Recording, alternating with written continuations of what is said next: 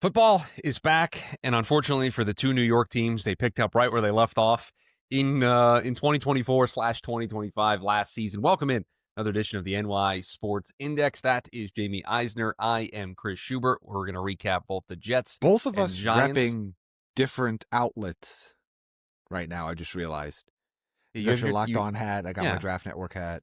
Well, I had my locked Just on hat earlier because I did the Jets postcast. You edited a mock draft for the, tonight, the so we Jets were. postcast had to be like 7 hours ago at this point. No, I'm under strict obligations to keep it inside of 20 minutes, so I had to really kind of contain myself No, for. but I meant like how many hours ago was it? We're recording this right Oh, after the um, massive comeback of Josh Allen, the Buffalo Bills on yes. Sunday Night Football. The Jets, we'll talk about them, but they played the early game, so like there's like you've had that hat on since then.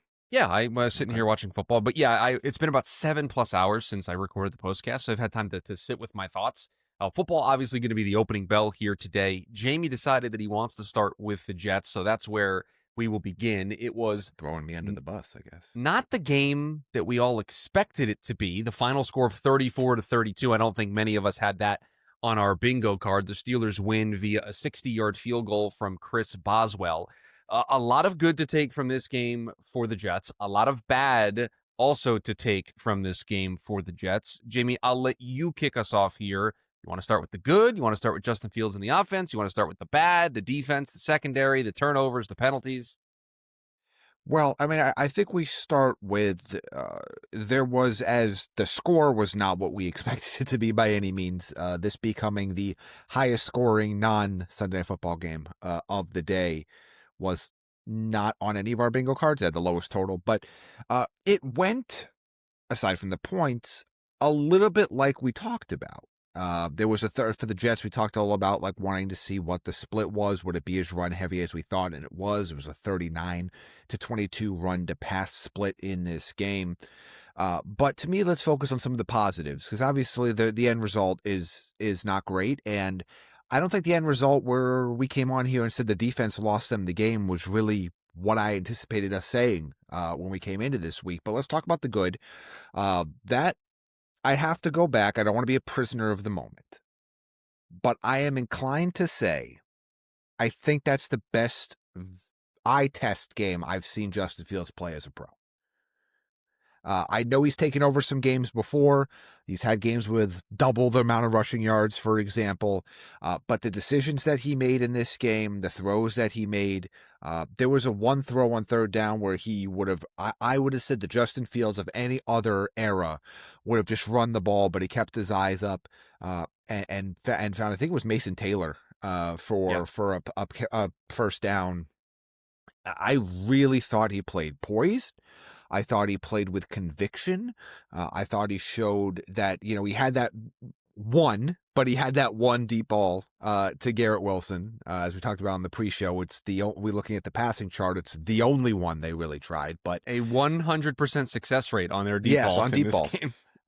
Tied for best in the league. No. Yeah. But I really liked what I saw from him. I think that was I think you messaged me and said this, like, if you get this from Justin Fields every week, you're going to be a decent team. Whether he can keep that up consistently or not, we'll see. But from everything from sack avoidance, he had some bad throws at times. He had some balls that could have been intercepted that weren't. I mean, I'm not going to sit here and say he played the perfect football game, but I think that might have been the best game of his career, and he showcased a little bit of everything that you would want from him. And what we saw, the dynamic running ability, both in the open field on design plays, we saw it as scrambling plays. We also saw it near the goal line. Obviously, he had a couple very important runs inside the three that were basically both designed for him, that were different. One's more of a QB power. One kind of bounced, was a play action bounce around the outside. It's not. Is it really a play action if you still run it? I don't know. But so my takeaway from the Justin Fields thought is that, and I know there's some other things and other players we want to talk about from the Jets, but from a Justin Fields perspective, I don't know how you cannot be super encouraged by that game, even though they lost. Yeah, I find myself just incredibly conflicted about this entire game. And 7 hours after the game concluded and I shared my immediate thoughts, I'm still not sure how I really feel about it. Because on the one hand, I could have never imagined Justin Fields and this Jets offense looking this good in week one, right? I think if you asked me in a private moment, I probably would have said to you that they could play this way at some point throughout the course of the season, but I would have assumed it would take more comfortability for everybody involved, right? Young offensive play caller, quarterback in a new system, gelling all of these pieces together. The removal of AVT from the offensive line, right? And what that would do to the way they want to operate offensively. I would not have anticipated for them to play this well offensively, and it Yeah. was fully across the board. I mean, Fields didn't turn the ball over, and I'm sure there will be some throws that will be put in the bucket of turnover worthy, but there were none that made you, your heart sink. There were none that made you freak out that he made a absolutely terrible decision. He took care of the football. I thought they did a great job calling plays for him to feel confident. I wish Yeah. they would have gotten more QB design runs in the game plan early. And he didn't have his first design run until the second quarter, and he played great. 218 yards, completed nearly 73% of his passes. He had the connection with Garrett Wilson, not just the deep ball, but all throughout the course of the game. I thought his decision making when he was able to escape the pocket was really good. But the reason why I'm conflicted, Jamie, is I don't know if they're going to be able to repeat that just yet. See, if this was Baltimore or Buffalo or Cincinnati or Kansas City, if a team loses a close game like this and their offense is really good, you can say to yourself, all right, we play that game again next week, we're going to win that game. Those breaks are going to go our way. We're going to clean up the turnovers. We're going to clean up the penalties. We are able to play that way offensively every single week. I don't know if this is the start of a new version of Justin Fields and this Jets offense being this good every week, or if this is a one-off. And so right now, without the benefit of hindsight of being in week 6, week 7, week 8, and knowing how good this offense is or isn't, I feel like this was a missed chance. And I'm just not interested in moral victories, right? And Aaron Glenn said something after the game about, I'm not interested in moral victories either. This is a game you should have won. And so it's Yeah. nice to feel excited about everything. And it's nice to feel excited that you feel like you have the right coaching. The quarterback played really well. The offensive system was everything we could have wanted it to be. But until I see it repeated and they get Buffalo next week, it's hard to be fully optimistic. And so I find myself kind of caught in, should I be angry that they blew this game, or should I be excited about all the positives that came out of it? Both. Yeah. Because, as you mentioned, Chris, they play Buffalo next week, who just dropped 41 points in a comeback effort, and they have the MVP at quarterback. I'm And going to use one.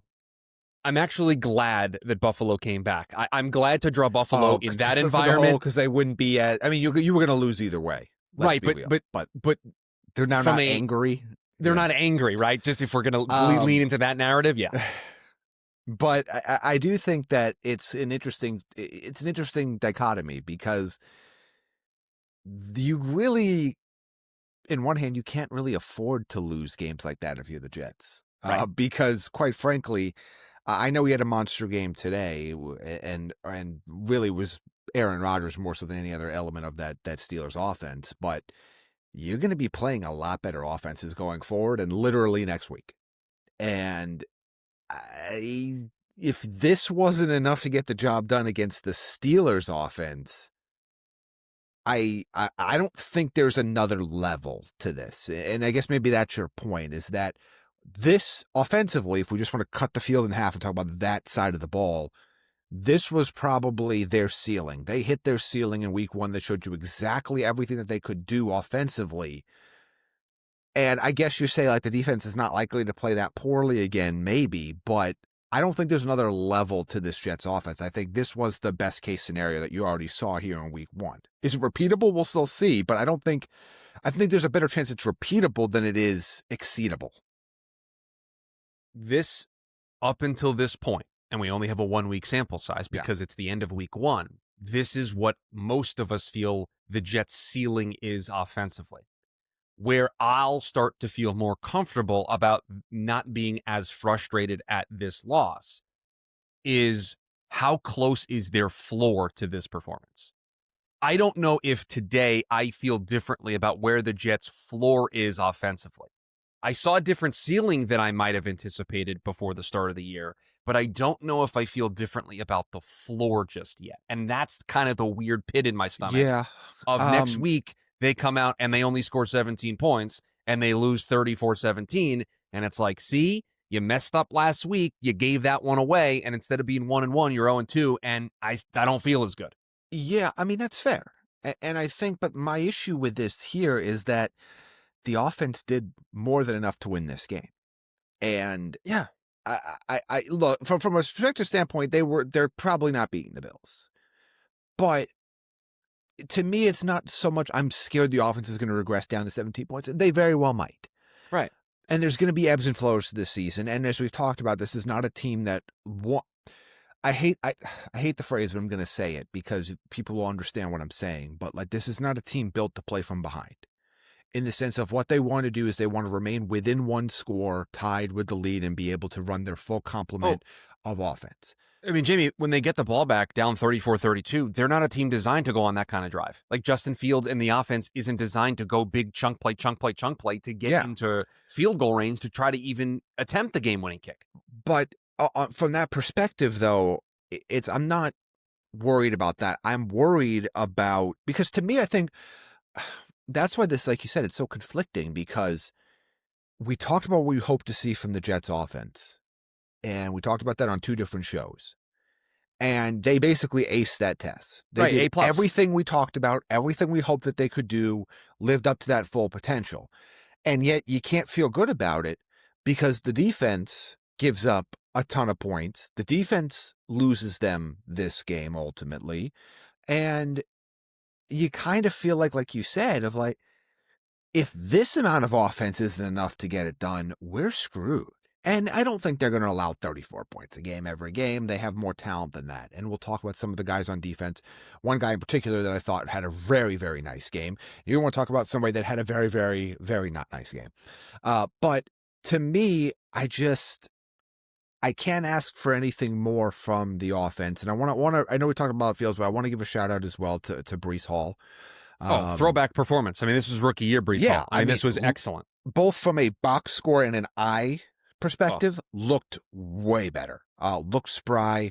I know Braylon Allen got a touchdown in that game, but Breece Hall was a pivotal piece of this offense, both running and through the air. Looked fast, looked explosive, was a key reason the Jets were able to kind of keep going on offense the way that they were. And I just wanted to give a shout out to that because, and again, it's 1 week, one small sample size. However, the way people talked about Breece Hall online all off season was very odd to me. And I was glad to see him have this type of performance. But again, he would have been a huge story. Justin Fields would have been a huge story. He's still a big story, but he would have been a huge story if this Jets defense played better. And they got carved by Aaron Rodgers. They got carved up by Calvin Austin. One player in particular got carved up by Aaron Rodgers. Sure, but one player doesn't give up all 34 points. No, but Brandon Stevens played a large role in why this defense he played was poorly today. By the way, he's been on the end of I would have thought he was out there for Baltimore in the second half. The way that happened. I mean, we've unfortunately seen that story with Brandon Stevens in Baltimore before, but it's just Will McDonald had an awesome game. They got some pressure early. Sauce played great. I mean, you're letting the combination of Freiermuth and Jonnu Smith and Calvin Austin and these guys just Ben Skoranek go up and down the field. I mean, up and up and up and up the field. Like it was, I hadn't seen this Jets defense play like this in a competitive game. We saw some times where like things got really bad offensively at times last year where just the whole team felt like it gave up. But in a competitive game, I haven't seen them play this poorly in a long time. After, by the way, remember that stat I shared with you? It was the first time since either one of us have been alive that the Jets did not punt in the first half of a football game. They scored on their first 3 drives. I mean, it was insane to just watch how efficient they are. They were the most. I don't know where Buffalo and Baltimore are going to finish in the rankings, but going into the Sunday night game, the Jets ran the most efficient offense in the league today. And it's just interesting to me because it's like you start to look at the defensive side here, and you held up well against the run. Now, Steelers aren't going to run the ball well. We didn't see much from the rookie Caleb Johnson, but Jalen Ward, Kenneth Gainwell, I think combined averaged like around 3 yards a carry. It's just, I don't know, man. Like you look at the way that they played. Like if you look at the box score, I don't think on the Steelers side it computes No, That those numbers to the scoreboard doesn't compute. But when you watch that game, they pretty much felt like they did whatever they want when Aaron Rodgers dropped back. Yeah, he threw for 244 yards and the 4 touchdowns, and so box score wise, it looks great. But the Jets did a pretty solid job for most of the game, not allowing the Steelers to dictate. The Jets were in full control of the game script here. Like the Steelers, and Mike Tomlin said it coming out of the first half. He felt like the Steelers were playing uphill because they were. The Jets were taking leads, forcing the Steelers to have to claw back into the game. But it just felt like when the Jets could get that stop, to then go on that drive that extended the lead and put max pressure on the Steelers, they couldn't get it done. And just where this game was ultimately lost, Jamie, was the touchdown that the Steelers score.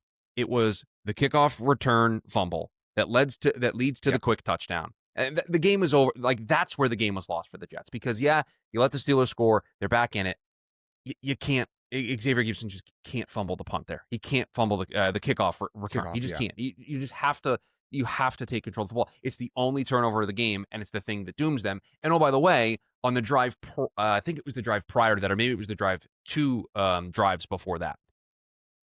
You score a touchdown to go up 26-17. You kick the ball off. The Steelers have the ball. The first play from scrimmage for the Steelers is a loss in the backfield. The defense just swarming. Like, we're going to force a 3-and-out, get the ball right back to our offense. Quincy Williams, late hit out of bounds. Yeah. You give him a first down, free 15 yard. You had him in the backfield for a 4-yard loss, and you hit him late out of bounds. Like, these are the types of things that part of me goes, I've seen the script for the last 5 years. I've watched this team make those mistakes over and over and over again, and that's why I keep coming back to this word of conflicted, because there's so much good, yet there's those breadcrumbs of everything that has doomed the Jets in the past. And let's face it, Jamie, the Jets are not a good enough football team to make mistakes like that. Those mistakes will haunt them. They are not going to be good enough offensively. Even though this is a great game today, they are not going to be good enough to run away and hide from football games. So it is going to be one possession, and it is going to matter who wins the turnover battle. And again, the mistakes that they made, to your point, they allowed 17 points in the fourth quarter. Like, I know some of that's a little bit carryover from late in the third, but whatever. But, like, that's the difference in the game. They were controlling this game for, like you said, large portions. Although, again, I did still feel like at times, particularly in the second quarter, it did feel like the Steelers could move the ball fairly well whenever they decided they were going to essentially abandon the run game. That did not work for them. But do you want to bring up the Brandon Stevens numbers specifically? Yeah, he was brutal. And they signed him to a 3-year contract. Like, I don't know if he's going to be playable here in the next couple of weeks. He was targeted 7 times. He allowed 5 catches for 60 yards and 2 touchdowns. He also got a DPI call that was crucial in the game. He had a 136.9 passer rating when targeted. Like, that's that's Swiss cheese, man. Like, that's not going to get it done. And, DJ Reed's not here anymore. They need another corner opposite Sauce. This was the guy that they invested heavy free agent resources in, one of the bigger moves they made in free agency after Justin Fields. And now if he catches that interception that Rodgers basically gift wrapped for him, maybe I feel differently about Brendan Stevens' performance. But overall, you look at this defense, and I thought Sauce played great. I mean, the other thing, the play where Sauce breaks up the pass, it gets batted in the air, it hits Jonnu Smith, and then it just literally lands on DK Metcalf. Like, it lands in Metcalf's lap for a first down. Yeah, what are you going to do? Like, what are you going to do? But yeah, I mean, Stevens was not good. There were question marks about him coming in because everything that happened in this game was happening in Baltimore. Like, this is who he was as a player. And so they have young players on the roster that could replace him. I don't think they're going to do it in week 2. They invested too much in terms of years and dollars to not want to see this through. And maybe if I'm being optimistic here to wrap up the Jets part of this conversation, do I expect an Aaron Glenn coach team to give up 34 points every week? No, I don't. If this was the reverse, right? If the Jets offensively scored 7 points and they lost 17-7, could I say, oh, I expect the Jets offense to be better? Or would that confirm all of my worst fears? Right? The inverse of the offense was good and the defense was bad. There's this room for, like, okay, I don't expect it to be that bad defensively, and offensively they surprised me, so I think we can come to a happy medium here and be a decent football team. They're going to do that at some point, right? I mean, like, so that's what makes this part so difficult. And again, it's you try really hard not to be overreactionary because you do have a sample size of 1, and it's very easy. And we've seen, year after year after year.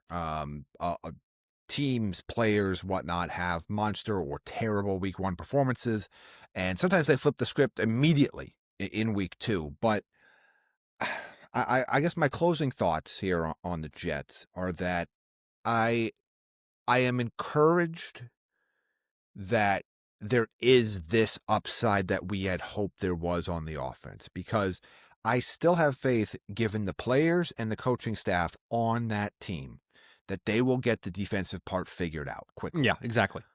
The fact that this level of offense wasn't just a upside fairy tale that you and I were telling ourselves back and forth on this podcast is encouraging.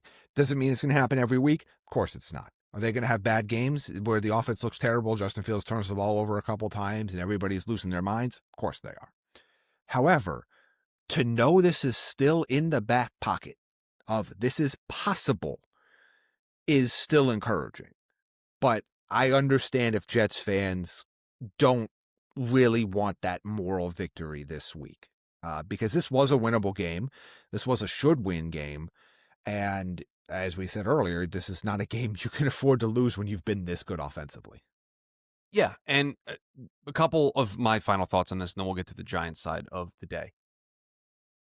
And I hate to use this term because I don't want it to make it seem like the Steelers' defense was bad in this game, but it was easy and simple for the Jets to find success, meaning they didn't get to this place and it felt like it was pulling teeth the whole way. Like it felt like they were in control. They felt confident. They were comfortable doing what they were doing. And that is really encouraging. The other thing too, Jamie, is you got to love the play design and the play calling of Tanner Engstrand in his NFL debut. Like he felt like he was in full control of what this team was doing. And you used a word there about that this performance, we didn't know it was possible for the Jets, but now that we've seen it, I think where my conflict comes from is I want to turn that possible into more of a constant, right? Like I'm still not sure this is consistently repeatable just yet.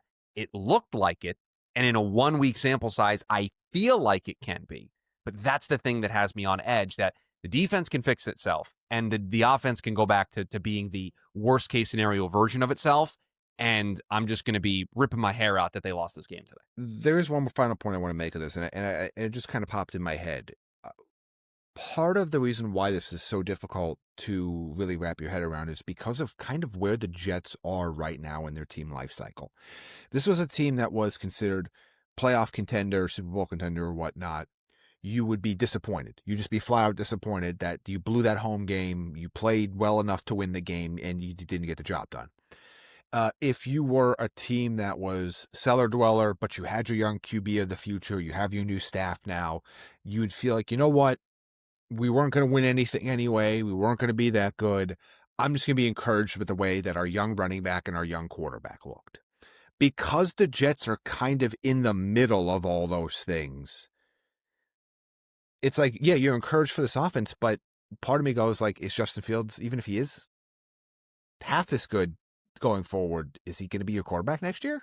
Where are we going, right? Where are we going? So, like, is Breece Hall going to be on your like you start to go like, okay, I'm encouraged in the vacuum, but if I'm thinking long term, this doesn't really do much for me. If I'm thinking short term, well, that's nice, but we also just lost a home game and a winnable game. And if you remember when we did our schedule, we you and I went back and forth for a second on this game, but it was one of the more winnable ones on the schedule. So you saw why. You saw today why it was more winnable. So I think they're just kind of caught in this purgatory of they're not really contenders. They don't have the franchise QB on the roster. They're just waiting for they're on the come up. You know what I mean? Like you're just kind of sitting here. And I think that's partly why it's made that style of game so difficult to kind of figure out where we feel emotionally about it. And probably why Jets fans feel conflicted, because it's not like, oh, okay, like if that was insert, I don't know, let's say we'll transition here, but let's say that was Jackson Dart. Let's say it's the opposite scenario. The Jets took Jackson Dart. They got Justin Fields. Justin Fields is Russell Wilson, blah, blah, blah. And that was Jackson Dart in his first career start out there. but you have no expectations of the postseason. You'd be like, you Right. know what? Fine, whatever. Our Well, defense sucked today, but man, look at how good our offense looked. yep. Like that's what we could be. Just don't have that right now. I think the Jets are a better team in terms of like if you want just to stack up like team overalls. I think the Jets are a better team than the Giants, but I think the Giants still have that carrot that's dangling out over here that can kind of wash away the emotions of a tough loss the Jets don't really have right now. Well, we might see that carrot be dangled in front of the Yeah. fans here because I'm looking at the box score and I don't believe that Russell Wilson threw for 168 yards in this game because my eyeballs told me he was running around throwing incompletes a bunch in this game. Well, As they he lose, did have 20 incompletions to 17 completions, so they lost 21-6, Ooh. and I texted you at one point during the game because I had 5 screens going at one point at around Yeah. like 11:30 my time. I said this Giants offense stinks. Like this was brutal to watch. It Like was. I'm watching Justin Fields and the Jets offense do their thing, and then on the other screen, I'm just watching Russell Wilson and this offense never gain any bit of traction. It got a little better later, but yeah, I mean, this was probably one of the more lopsided 21-6 games I've ever seen. You would look at that and go, oh, they're only like 15. They were worse than 15 points worse than the Commanders here. I'm encouraged by the defense. I'll start with positives once again. I'm encouraged by the defense. I thought going up again against the X factor that is Jaden Daniels, I thought they did really, really good as a team here. Brian Burns had a big game with 2 sacks. Abdul Carter, half a sack along with KT, and then he also blocked a punt. I thought the defense did enough here. I thought they did a really good job. They contained, Daniels early. He got more late. Again, not like a banner defensive performance, or not like this is one of the, but I thought they did enough. They were fine in this game.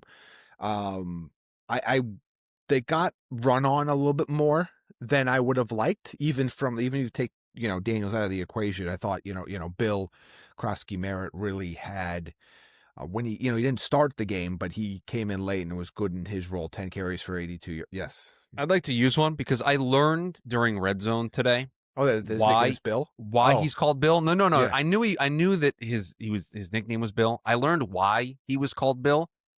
I don't think that's an acceptable way to get a nickname. Normally, if you get called a different name, it is somewhat related to your actual name. And his first name's Jeremy, and we're just calling him Bill. Like, his name is Jacory. Sorry, Jacory. Like, but yes. Like, why are we?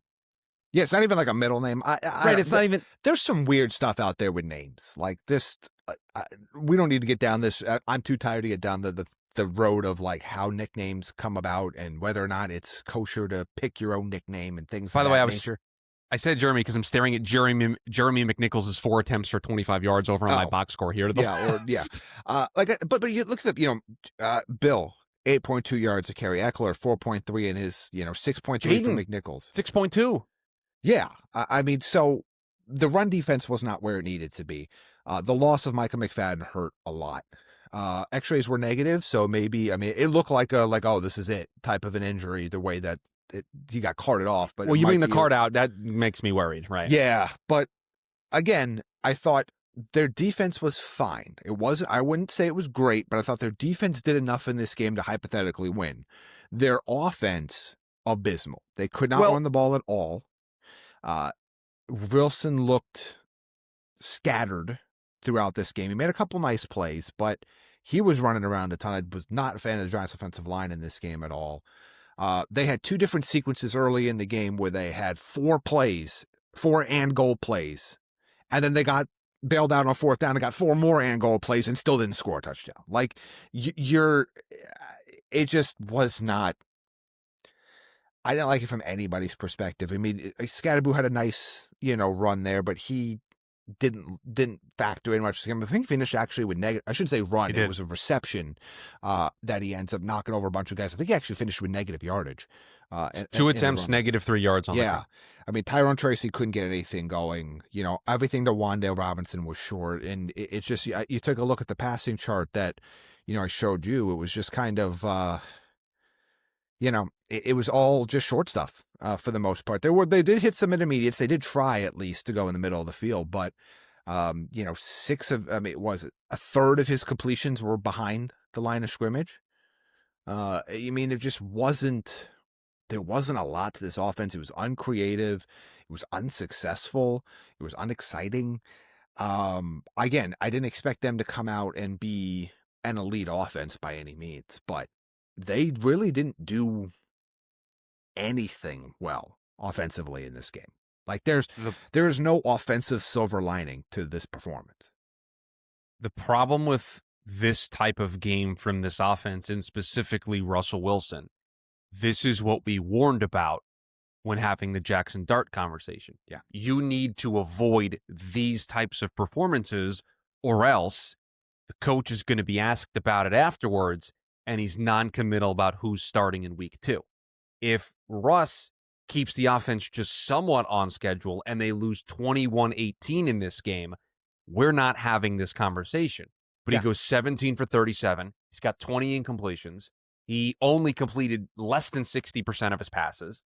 I mean, they targeted Neighbors a bunch. He ended up getting 12 targets, but he only had 5 catches. And your offense looks just lost and just uninspiring whatsoever. And you've got the backup quarterback who, before the game, we find out the Giants may or may not have a package set up for him to be able to use him throughout the course of the game. And you play like this, you invite those conversations. Well, and it's New York, and so that adds to it, but you can't play this poorly with Jackson Dart being the backup quarterback. If he's the third quarterback, maybe you can withstand this at the beginning of the season, but when he's right there on the sideline as the backup and you play this poorly, you are inviting all of this. Well, the other way you invite all this is 2 things that the Giants did after this game. One, when Brian Daboll was asked just flat out whether Russell Wilson will be a starter next week in week 2, his answer was more than one word. And the word yes was not one of the words that was used. So I don't think they start Dart next week. My gut says no. But when you see the phrase in football of a starting quarterback, and you see the phrase, coach, insert name here, non-committal on whether or not insert quarterback name here will start next week, you got 2-ish weeks before that quarterback is no longer the starter. It's just how this goes. A lot of times it's immediate because the answer is real quick. These guys, I mean, they named Russell Wilson the starter a nanosecond into training camp. So like, which is another issue of like, if you can't name him the starter a nanosecond into camp and then bench him after 1 week, there's a weirdness there. But you hear that phrase, you see that headline, that non-committal, you're near the end. And the fact that it's already this early is a little concerning. If you're Russell Wilson, it's a little concerning. If you're Giants fans, we're just excited just to see Jackson Dart at this point. Well, why wouldn't you be? It's not Couldn't this. be worse than this. Right. And at least that's supposed to be my future. Yeah. Like we were talking about with the Jets of like being in the middle. The Giants are going nowhere with Russell Wilson, right? Even if he plays the best version of football that he can play at this stage of his career, what's it going to be good for? Yeah, 7-8 wins? He could be Denver Peyton Manning resurgence, and he's still not going to be the long-term option, a quarterback.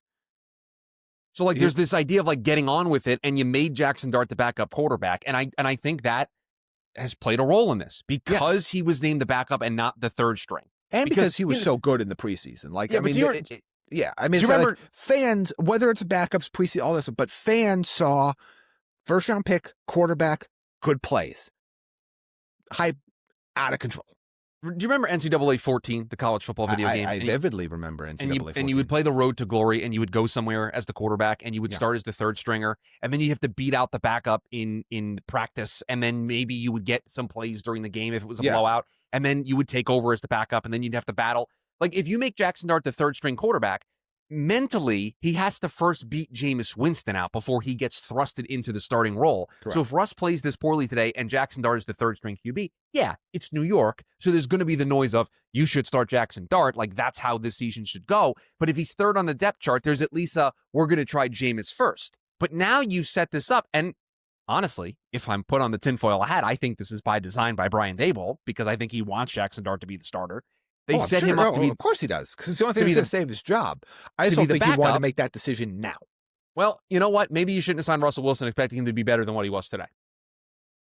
That's fair too. Also, Chris, you're showing your age a little bit because you realize you can do that same thing in college football 26, I haven't right? played the Road to Glory, so I don't know if it worked exactly the same. So I felt comfortable going to Yeah, a game there's that I all knew these, well. and by the way, the new Madden has that too, where like you have to like do certain things to practice and earn coach trust and XP, all that other stuff. So, for those of you that are younger than us, you know that already. But the other thing that the Giants as an organization did, and this is again a little inside baseball, and I know I will preface this by saying this. I know fans don't give to you know what about media problems. I get that. It's been made abundantly clear to any media person who's ever complained publicly about situations like I'm about to describe to you. But I do think that there is something of note here. The Giants, Jackson Dart had interviews, post-game interviews set up with top Giants reporters prior to the game. The Giants refused to let him do those interviews I mean, post-game. that tells They you everything you need to also know. refused to let Jameis Winston do any interviews post-game. And so I understand that there's going to be two schools of thought here. There's going to be one, well, there's probably three. There's a school of thought one, which is, Jamie, I don't really care. It doesn't mean anything to me. Okay, understood. Second school of thought here is, why would you care about interviewing backup quarterbacks in a game that they didn't play in? Understand them. I understand that point. But you also have to understand what your questions as fans are going to be immediately coming out tomorrow. And it's not going to be, what did Russell Wilson think about the game? It's going to be, when are they starting Jackson Dart? So the conversation about preparation, preparedness, all that other stuff is relevant. There's going to be the third school that goes, when I go, and that goes, one, that's a weak move, and two, something's up. They don't want him saying something. It's just they don't want him up. saying something. They don't want him saying don't something. Want, exactly. To feed the they fire. don't want Jackson Dart to say something, and they're protecting him for one reason or another. So I don't think they're protecting him. I think they're protecting themselves in their process. And again, not because they don't trust Jackson Dart, but after saying you're non-committal about who's starting in week 2, you don't want Jackson Dart to accidentally say something that gets twisted, and now we've got a full-blown quarterback crisis. That's what I meant. 7 days into the season. No, it's correct. That's right. I didn't mean like Jackson Dart's going to say something like, Russell Wilson sucks, I hope he dies. Like, I don't think that's not what I was saying. I was saying like he's going to say something the organization doesn't want him to say or too early. So you combine that, you combine the non-committal approach from Brian Daboll, and then you put the whole heap of blech that was that offense on top of it, and you go tick, tick, tick. The Jackson Dart era is starting very soon. It might not be week 2. It might not be against Kansas City in week 3, but it's happening very soon. And the fact that there's even a possibility that it could happen in week 2 is kind of wild. But it's also like, I get it, because it's the thing that fans want. It's also the thing that the staff can use to maybe save their jobs long term. So, like, you put that together, you get this situation. I don't think he'll start week 2 against the Cowboys, but if the first half looks finish? He doesn't. I'm not talking about package of plays. No, he doesn't finish week 2. If it looks anything like it did here at halftime, Daboll makes the change. That's what I'm saying. So does he finish as the starter? I meant Jackson Dart. Does Jackson Dart finish week 2? Yes. Finish the game, I mean. Yes. Yes. Jackson. Yeah. I think Jackson Dart is the Giants starting quarterback by the end of week 2. Okay. I mean, Jamie, this was really bad today. Like, no, it was abysmally bad. Like, I know you watched it more intently than I did, but it's not even that I watched it more intently. It was just that it slapped you in the face if you watch this game. Like, you know, talking about, like, we talked about with the Jets, like the positives and the negatives, and they're like, well, there were positives to the defensive performance, and then there was the heavy negatives, points allowed, fourth quarter play, Brandon Stevens. Like, what is the Giant, like, what is my positive takeaway from the Giants offense? Like, what is it? I don't have one. No. I don't have well, you know what, at least they did. Their offense was non-competitive in this game. And optically, and again, it's sports, this stuff happens, but optically, you play this terrible offensively, and you got the coach and the wide receiver yelling at each other on the sidelines. Yeah. It's week 1 of the regular season, and we're already doing this. Like, it's week 1, and it's a coach that barely saved his job last year.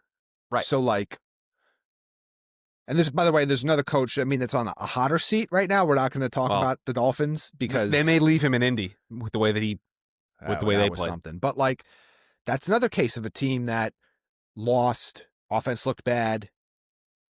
Receiver yelling at people. Like, it's just not a situation you want to be in. But in the case of the Giants, you still have the golden goose. It's just, when do you pull the trigger? And man, I mean, look, Chris, we're recording this right after Sunday Night Football. There's a non-zero chance that by the time people are listening to this, that trigger's already pulled. Like, there's a chance that this entire conversation is outdated by then. I just don't quite think they're ready to do that yet. Because if you were, I mean, Russell Wilson was bad, but it's not like he pulled a Nate Peterman out there. Like, you know what I mean? Like, if you were going to pull him after one game, why bother? No, I know. I hear you. I'm in full lockstep with you. Why even do this? Like, why even name him the starter? Like, you should have made it a full-blown competition from the get-go. But I just think they're going to be restless. They're going to be restless. You're not wrong. Because by the time, I mean, Jamie, they haven't played a home game yet. So just imagine a world with me for a second where they play this poorly against Washington. They go to Dallas and they get embarrassed. Let's say they stay with Russ for that game. You're telling me home opener Sunday Night Football against the Chiefs, we're not making a move by halftime if the offense is still terrible? I mean, we have to at that point. Yeah, I mean, it's gonna be 2.5 games worth of frustration from the fan base. So this is also a good point that you brought up, because thank you. Relax. Because there is I don't know how to best describe this, but I'm saying there is a currency difference between primetime games and every other game. And what I mean by that, it's not just media reaction. It is fan reaction. And by the way, this is proven through how many coaches get fired after bad primetime performances, QB changes, and whatnot.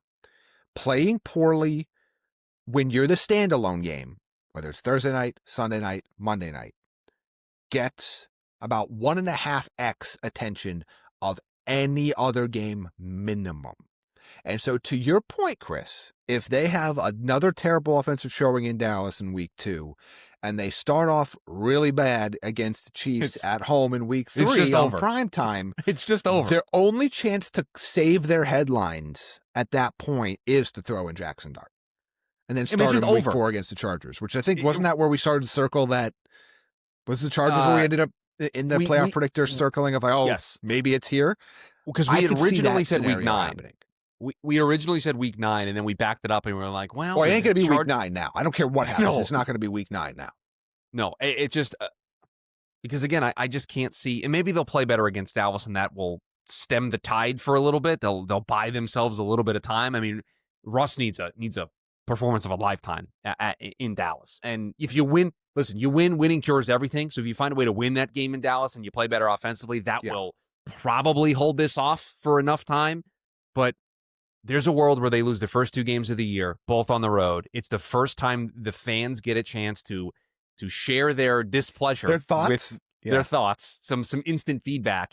And it's on Sunday Night Football, and it's against Patrick Mahomes and the Kansas City Chiefs. Like, I can see a world where if this goes poorly next week and we're sitting here Sunday night after Sunday Night Football, I wouldn't be surprised if we're talking about Jackson Dart being the guy who finishes week 3. I think it could happen as early as this week, but if they want to your point, give Russ a little bit more of a runway, halftime of week 3. Like, he is 1,000% the named starter by the Chargers. Like, I've never been more confident. I'm starting to feel that way too. I'm starting to feel that way too. And it's one game, and this is very much an overreaction, but this was a very bad performance today. Chris, I'm going to need you to carry the next segment. Okay. I will be perfectly honest with you. I was watching football today. Oh, you didn't watch in on some scores, some box scores. You didn't watch Brandon Sproat today? Did not watch a single pitch of Brandon Sproat. I will go back and watch when I have some time tomorrow during the day as I'm looking through other things. I checked in on the Yankees a little bit, and that was a roller coaster of a ride. I'm glad I kind of missed a little bit, but for my job and for other reasons, I was all NFL all the time today. So I would like you to tell me, Chris, I don't even know the score of the Mets game. They lost the game. They lost the game. Yeah, but I don't know the box score. I don't know who did anything. So you talk to me. Tell me, We Okay, talked I'll about tell you. Brandon. We set this up on the show. We've talked about the young guns at starter. We talked about what was going to happen and the same. We've led up to this. We've prefaced all of this in Yep. previous episodes. Tell me now, Chris, and those listening and Mets fans, what was your takeaway from Sproat's debut? Now, mind you, I want to couch this takeaway with some of the disclaimer that you also provide. I had 5 screens going. Yeah. I had Red Zone, I had the Jets, I had the Giants, I had a third game, and I had the Mets. So I can't say I was watching a pitch-by-pitch breakdown. Yeah. But overall, the final box score for Brandon Sproat was the 6 innings, the 3 earned runs, the 4 walks, the 7 strikeouts. Now, Quality start, I by definition. I will say this. He drew a very tough matchup going up against Hunter Green, who just was absolutely dazzling on the other side. I mean, he was just excellent. 12 strikeouts in 7 innings. He's having an amazing season. Yeah, he allowed 1 hit, and it was a Brett Beatty home run. That was it. It was the only real blemish against him. He's the first starter to strike out 10 or more Mets at any point this season. So he was just absolutely excellent in this contest. Of course, Beatty hit a home run today because I finally dropped him. Yeah, he had a home run today. Of course, he's in the lineup actually too. I thought Sproat was really good. I thought for, again, the context of not September baseball trying to save the season, potentially going to be a playoff starter. Take that context, put it to the side. A top prospect in the Mets system being called up to make his big league debut, I thought he looked poised. I thought he looked comfortable. He did have 4 walks in this game. I think you can contribute a lot of that to the nerves of making your first big league start. He walked the first batter of the game, but got a ground ball double play after that. Had 7 strikeouts. I mean, just had really great command of his off-speed stuff. Got a lot of his strikeouts with the off-speed offering. Had a great fastball. Was up at 96, 97. Has a super free and easy motion. And, I mean, I don't know, Jamie. I hate to boil it down to just this simple fact. David Peterson's not going 6 innings right now. Clay Holmes isn't going 6 innings right now. Sean Manaea's not giving me that start. Kodai Senga got sent down to the minors because he couldn't give me that start. Hey, look, sometimes you just need a pitcher that gives you a chance. Brandon Sproat gave us a chance. You know what I mean? And 6-3 will give you a chance. So, no, I mean that is good to hear. And as we continue to kind of head towards the postseason and trying to figure out what that Mets short series pitching lineup is going to be, every start matters. And I assume he is staying. So what his next start is against who they play will be 2 series from now, right? So you ask a very good question. I did not see any comments post game just because I wasn't seeking them out from Carlos Mendoza because I was in football mode. But I would assume he would make his next start. He is scheduled to start on Saturday. They made the corresponding move. So I feel like, and they're going to have Senga make 2 starts down in the minor. So I think Sproat's going to be down there Sproat's going to be up Saturday. Are you off Friday? No, the Mets play Friday night. Jonathan Jacob deGrom. Okay, interesting because they didn't have that on their site. They only have the next 4. 4-game series in Philly, Monday through Thursday. Yeah, so they got McLean, Manaea, Holmes, and Peterson right now lined up. And then it'll be that order. Tong, Sproat, McLean, Friday, Saturday, Sunday against Texas, and then they're off. Okay, Monday. so they're going to go. So they're going 6 for now. Well, they have the extra roster spot because it's September. Well, right? yeah, So they're but utilizing. They're going to go with the 6-man rotation. I think for right now, yes. At least for, yeah. I mean those we've just named 6 starters in the next. Allow 6 me games. to get back to you after I see Sean Manaea and Clay Holmes' next start of whether or not they're going to stay with that 6-man rotation the rest of the way. And they have I'll almost say a rough stretch here, but this is a big series, isn't it? Well, they have the 9th hardest schedule the rest of the way in all of baseball. They have surprisingly allowed basically everybody who is still mathematically alive in the National League wild card back into the mix.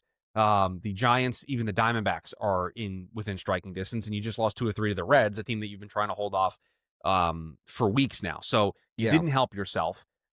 This Philly series is important, not in the way that I think many Mets fans would think it's important. I don't think the division is in play. They're 7 games back.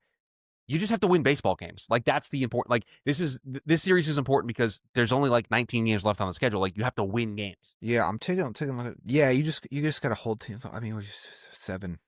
Yeah, 3-game series against San Diego next week is huge. You have to almost sweep them to really bring the division back in play in terms of that specific element of it. I mean, they did that 2 weeks ago at home, and they didn't turn into anything. But you know what? It's not my fault. No, but. Yeah, they really did let everybody back in. Oh, everybody's back in. Everybody's in the mix. You said you blinked, even the freaking Cardinals are back in. The car. You know what? I would be very. I'll do a trade back. We'll do Yeah. You can have Ryan Helsley back. Give us the prospects back. They can have Ryan Helsley back. We'll do a swap.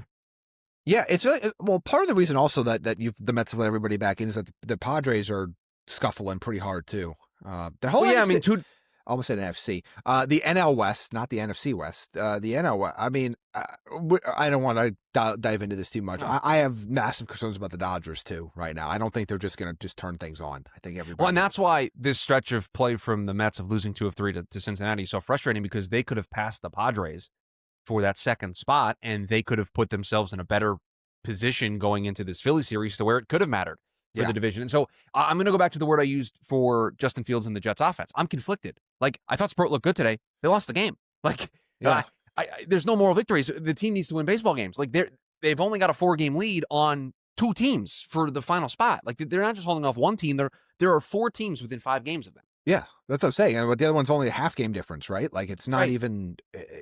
Miami down is out of it at 10 plus. Miami down's out of it. I mean, they're 10 games back, but the Giants, Cardinals, and Diamondbacks have all won 7 of their last 10. And what? There's 18 games left.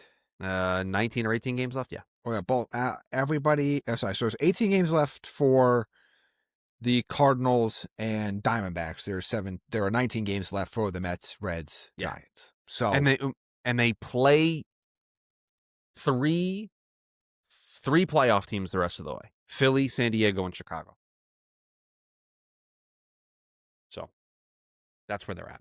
God, they're just going to play with those teams again in the postseason. Yeah, 100%. Like, if they pass San Diego, they'll just play Chicago again. And if they don't, they're going to play the Dodgers or the Padres or the Phillies. It does depend on where things finish. It does, although I'm starting to feel like, I mean, the Phillies have what? They're up 4 on the Dodgers now and 5 on the Padres. So I guess, I mean, this series matters, but I don't like the way either of the West teams are playing. No. In general, it's Brewers and then everybody else in the National League right now, I think, is the way it stands. But yeah, so like there's some excitement around Sproat, and I thought Tong was fine the other day in his start. We didn't really get to talk about that much. But you got to win games, and so it's kind of, weird. Weird is a word I would use to describe my current state for the New York Mets. Like, you lost a series to a team that you shouldn't have lost to. Your offense was great coming into the series, and then you went missing for 2.5 games. Yeah, these New York teams just need to be better all across the board.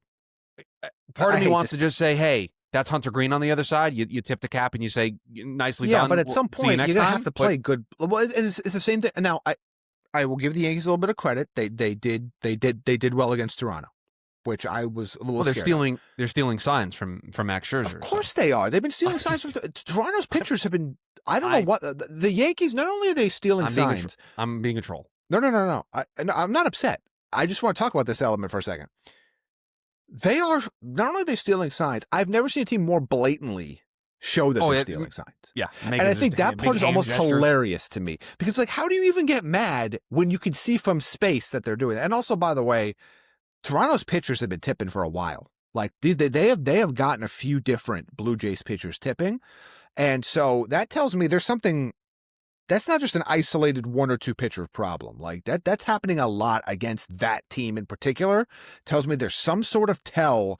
I don't know what it is. Obviously, if I don't have time to go back and look and see what, maybe John Boy will do a breakdown or something, but finding out like what the tell is, whether it's something whether it's glove positioning, whether it's just flat out how they're holding the ball.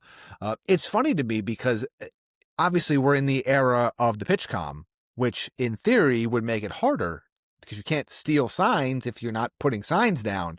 Mm-hmm. But I also wonder if pitchers are getting a little lazy, and they're holding the ball, and like you're seeing their grip, which a lot of times players use. Sometimes it's subtle things like glove positioning or foot positioning on the mound. Sometimes it's literally just the grip. You don't need to tell me about glove positioning and pitch tipping, okay? I'm going through it right now on a daily basis with what was supposed to be the setup man for my baseball team. So but it is funny because the Yankees are doing jumping jacks at second base. Like it's pretty funny. At some point, but seriously, like at some point, if you're the other team, you got to know you got to figure out what that is. You're being embarrassed. Like, you're being embarrassed. Like, figure it out.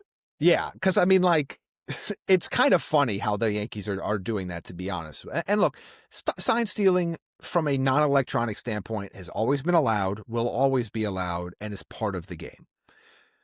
But you usually don't see, usually teams try to be very like coy about it. And the Yankees are just